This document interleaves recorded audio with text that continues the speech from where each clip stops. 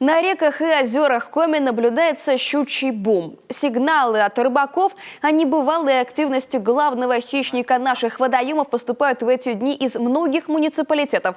Причина в сезонности, хотя при понижении температуры воды подводный пират, или как еще называют щуку подводный волк, действительно инстинктивно переходит к усиленной диете, нагоняет жир, чтобы пережить зиму, чего, собственно, и ждут многочисленные охотники по эту сторону льда.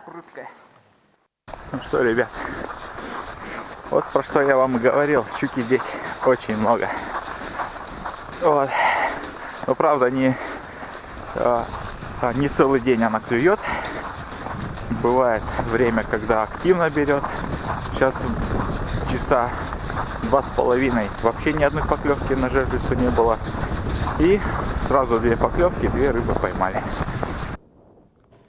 Кстати, вес щуки прямо влияет на вкус мяса. Самое вкусное, говорят уже кулинары, та, что до 3 килограммов. У молодой рыбы мякоть сладковатая и нежная, без лишних привкусов.